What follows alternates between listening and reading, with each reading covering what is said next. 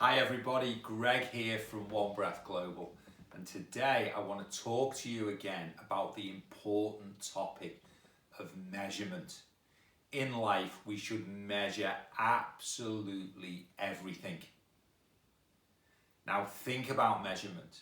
If you want to be the first in line for promotion in work, you should be measuring everything.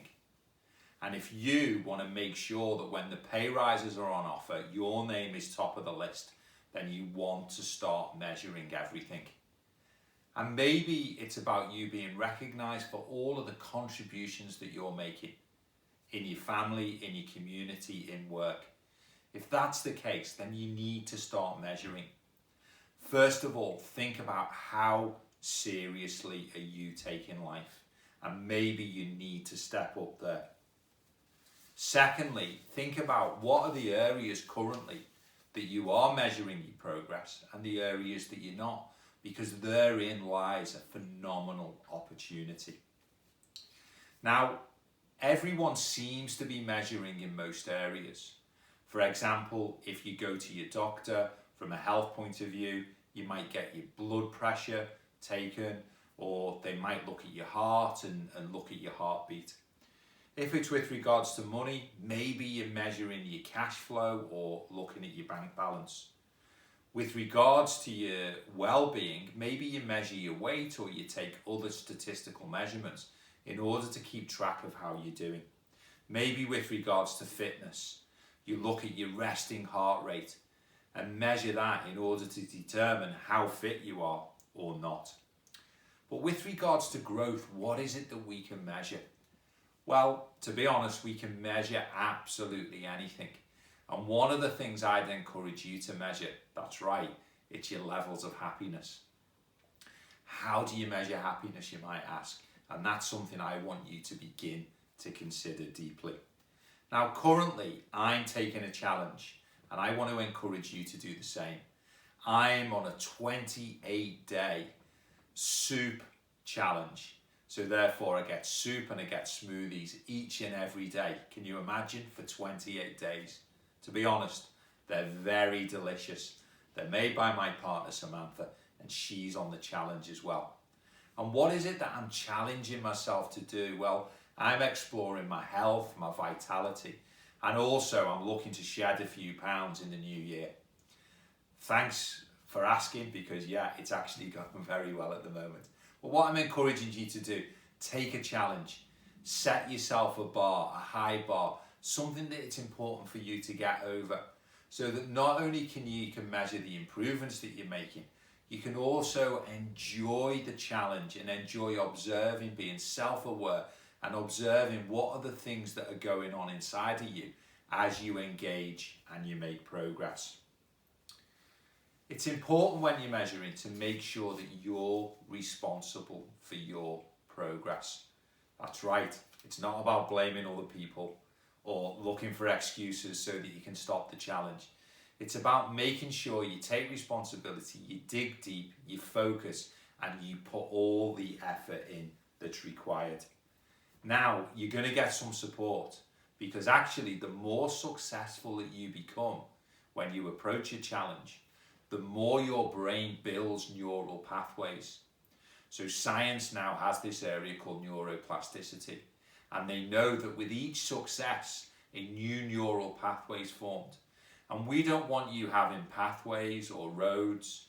We want you to have motorways, information superhighways. So remember, every time you're successful, a new layer is contributed, it's added. The success therefore gets easier and easier.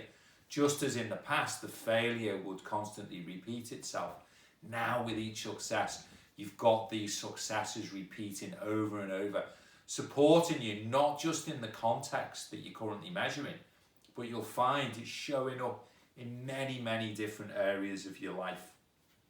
So make sure you apply yourself to right action, and in doing that, build the neural pathways that you want. Add determination. That's right.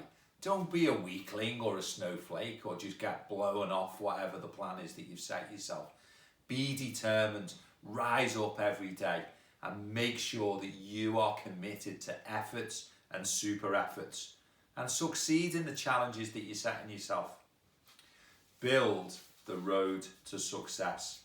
Now, with regards to measurement, it's really important. Set a challenge that is big and bright and compelling. Something that you know deep inside is really important to you. Something deep inside you know you want to achieve. For example, if we decided to fly to the stars or go to the moon, then maybe if it was a star, we choose the star Sirius. It's the brightest star in the sky. That's right, it's big, it's bright, it's easy for us to see, it's compelling, it draws us in the same way that the moon does. Look at the moon on a night when it's a full moon. Not only is it auspicious, but it's big, it's bright, and it's easy for us to locate and find. It's exactly the same with your goals. Make your goals big, bright, and compelling.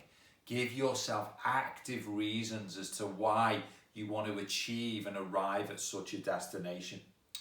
Now, in heading to the destination, it's easy for you to know whether you're heading upwards towards it, or in fact you're spiraling downwards. Either way, use the measures to your advantage. If you feel you're falling, it means you need to dig deeper. Be more determined, put in more effort.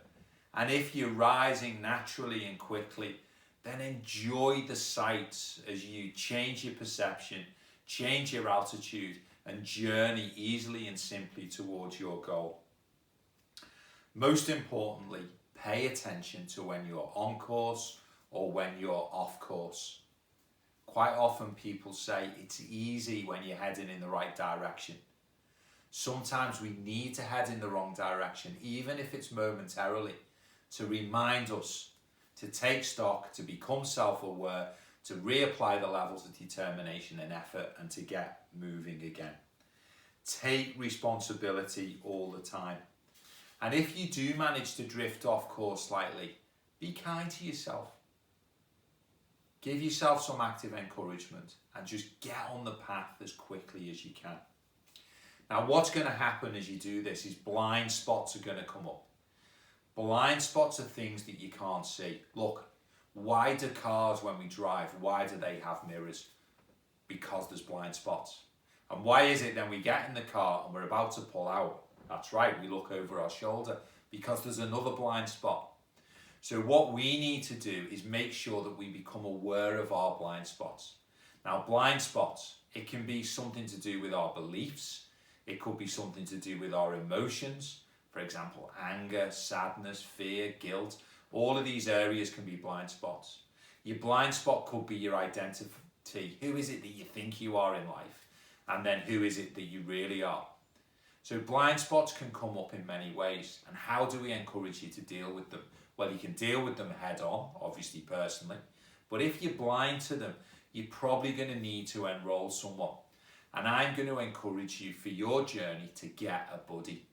Engage with someone that will support you and guide you and point out the things that you're not seeing. Where do blind spots show up? Well, blind spots is when we quite simply can't see them. That's right, we're blind to them. But also we can be deaf to things. Ever been in the company of someone where you're telling them something over and over, they just simply don't get it, they can't hear you? Well, that's right, they're deaf to something. Other people become numb. So they're blind to their feelings. They don't really feel things. They've cut off. Sadly, they're disconnected.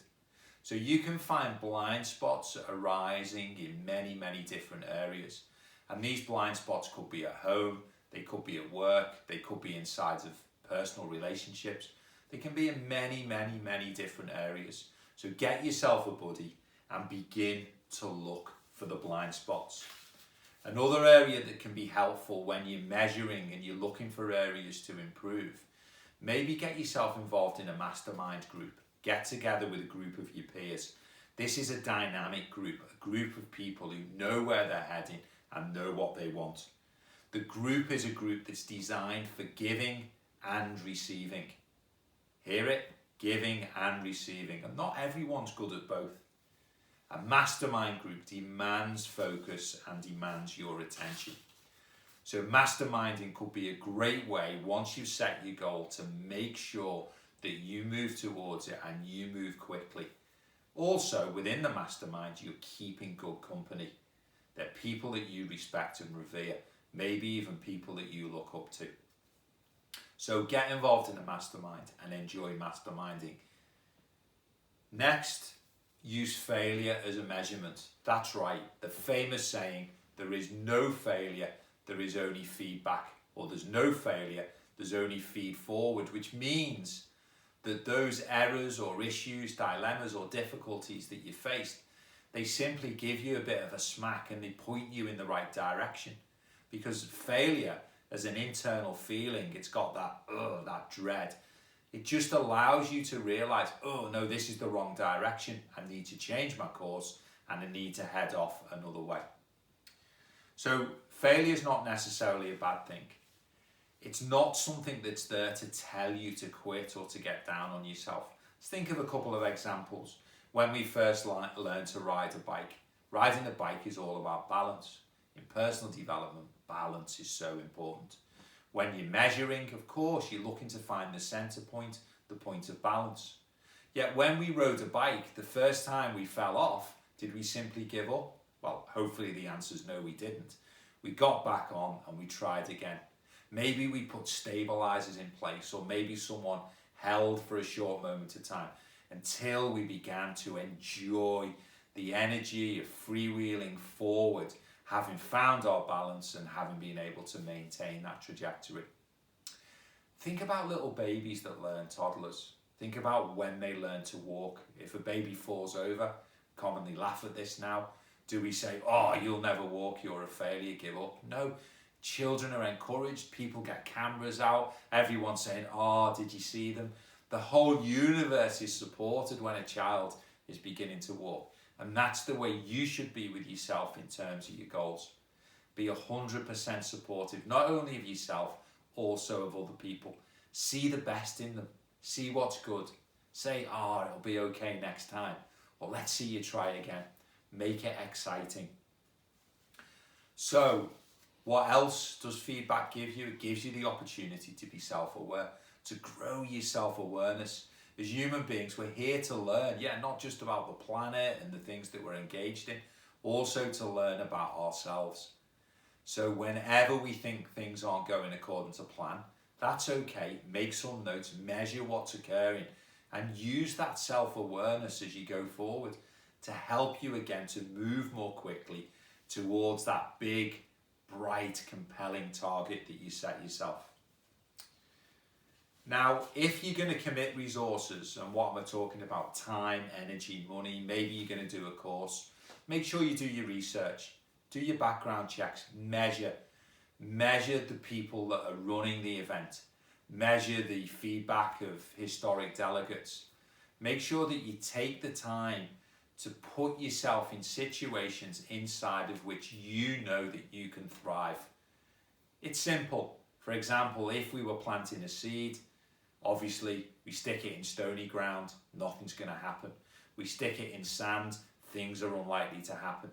But we put the seed in soil that is full of nutrients and vitamins and minerals, and then we hydrate that, then obviously that seed is going to bloom. It's the same for you. Measure the environment and plant yourself in the environment that is most supportive, a natural habitat inside of which you will get the best out of yourself. Stand on the shoulders of giants. You're measuring, you want to move forward, you want to achieve your goal, things aren't quite going according to plan. Stand on the shoulders of giants. Who are the giants? Well, the giants could be like a volume of work in a particular field that you've chosen. Study that volume of work. Engage yourself in those activities. But the giant could also be a person.